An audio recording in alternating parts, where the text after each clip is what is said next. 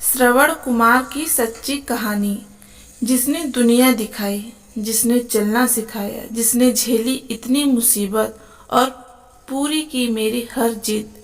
माता पिता वो शख्सियत है जिसके पसीने का एक बूंद भी औलाद नहीं चुका सकता। श्रवण कुमार अपने माता पिता का एक अकेला बेटा था।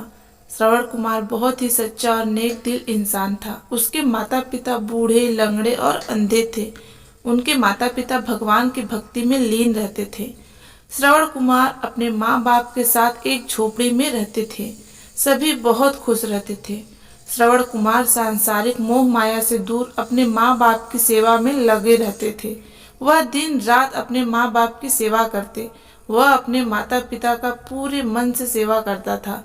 उसके लिए माता पिता ही सब कुछ थे। एक दिन की बात है, जब श्रवण ने अपने माता पिता को भोजन कराया। भोजन कराने के पश्चात जब आराम करने लगे तो श्रवण उनके पैर दबाने लगे।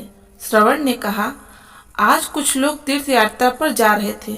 वह भजन गाने में मग्न थे। वह भजन गाने में इतने लीन थे कि उन्हें अपनी भी सुध बुध नहीं थी।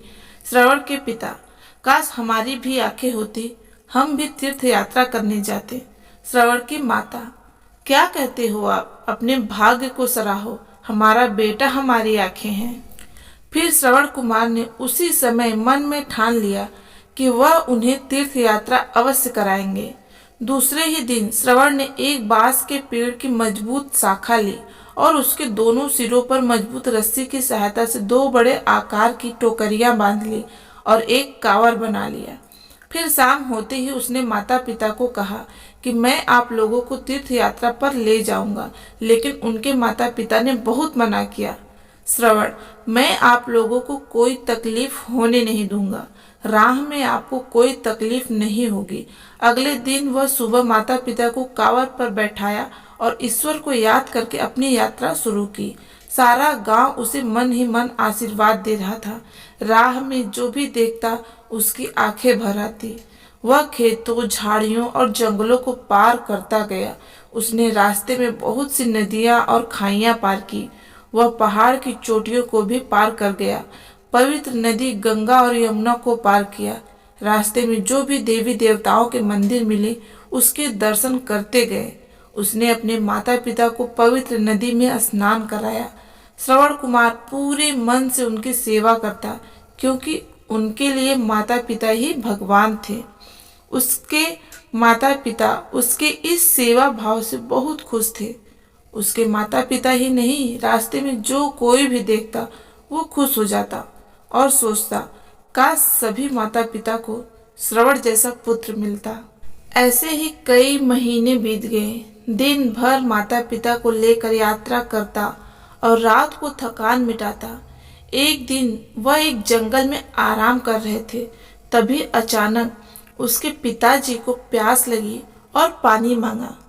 श्रवण, पिताश्री, अभी पात्र में पानी नहीं है, आप थोड़ी प्रतीक्षा करें, मैं अभी पानी लेकर आता हूँ। श्रवण के पिता, नहीं पुत्र, अभी रात बहुत है, अभी जाना उचित नहीं होगा, तुम सुबह चले जाना। पिता को प्यास से व्याकुल देख श्रवण उनके मना करने के पश्चात जिद करके पानी लाने के लिए चले जाते हैं। फिर कुछ ही देर में उसे एक नदी दिखाई देता है। श्रवण पात्र में जल भरने के लिए नदी के किनारे बैठ जाते हैं और जल भरने लगते हैं। तभी अचानक एक तीर आता है और सीधे श्रवण के सीने में घुस जाता है और श्रवण दर्द में कराहते हुए चिल्ला पड़ते हैं और उसके हाथों से जल का पात्र नीचे गिर जाता है। राजा दशरथ शिकार कर रहे थे और खाली घड़े में पानी भरने की आवाज सुनकर उन्होंने समझा कि कोई जानवर पानी पीने आया है और बिना देखे ही तीर चला दिया। लेकिन श्रवण की चीख सुन वह दौड़ता हुआ नदी के किनारे पहुंचे और देखा एक सुंदर नौजवान तड़प रहा था। दशरथ ने उसका सिर अपने गोद में रखा और श्रवण के सीने से तीर निकाला और रोते हुए बोले, दशरथ, मुझसे बहुत बड़ा पाप हो गया है। मैंने तो जानवर समझकर तीर चलाया था, मुझे माफ कर दो बेटे। श्रवण अपने माता पिता को पुकार रहे थे। राजा की आंखों से आंसू बहने लगे। दशरथ, बोले, मुझे माफ कर दो बेटे, मुझसे बहुत बड़ी गलती हो गई। श्रवण, मेरा एक काम कर दो, जंगल में मेरे माता पिता प्यासे बैठे हैं, जाकर उन्हें पानी पिला देना। राजा ने धीरे धीरे श्रवण से सारी कहानी सुनी और उनके दुख की कोई सीमा न रही। फिर अचानक कुछ समय बाद श्रवण ने अपना प्राण त्याग दिया। राजा दशरथ ने श्रवण को कंधे पर रखा और हाथ में पानी लिए उनके माता पिता के पास चले गए। आहट सुनते ही श्रवण के माता पिता बोले, बहुत देर कर दी बेटा वापस आने में। राजा दशरथ चुपचाप खड़े होकर उन्होंने जल का पात्र आगे बढ़ाया। तुम बोलते क्यों नहीं हो बेटा? बोलो, क्या हो गया? तभी हम जल पिएंगे, अन्यथा नहीं। राजा दशरथ रोते हुए बोले, राजा दशरथ, माताजी पिताजी, अनजाने में मेरे हाथों से आपके बेटे की मृत्यु हो गई। श्रवण प्राण त्यागते हुए आप दोनों की सेवा का भार मुझे सौंप गए हैं, इसलिए आप चिंता ना करें, अब मैं आपकी सेवा करूंगा। अपने बेटे की मृत्यु की खबर सुनकर श्रवण के माता पिता रोने लगे। दोनों को उसके पुत्र की मृत्यु से बहुत बड़ा सदमा लगा और श्रवण की माता पुत्र की मृत्यु को बर्दाश्त न कर सकी और उन्होंने भी अपने प्राण त्याग दिए।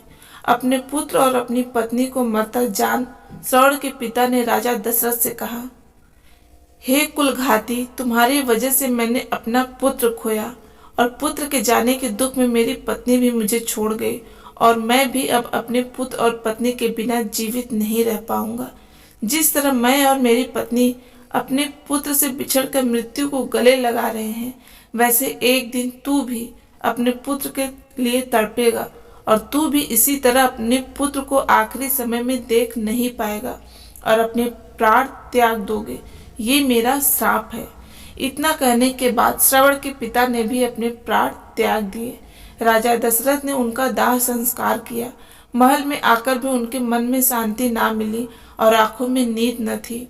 काफी साल बाद उनका बेटा भगवान श्री राम वनवास गए। राम के याद में वह तड़पते रहे और तड़पते हुए उन्होंने भी अपने प्राण त्याग दिए। तो दोस्तों, इस कहानी से हमें यह सीख मिलती है कि माता पिता ही सब कुछ होते हैं। माता पिता देवतुल्य होते हैं, उनकी सच्ची श्रद्धा से सेवा करनी चाहिए। तो दोस्तों, आपको यह कहानी कैसी लगी हमें कमेंट करके ज़रूर बताएं। वीडियो अच्छी लगी तो वीडियो को लाइक करें, शेयर ज़रूर करें, चैनल को सब्सक्राइब करना ना भूलें।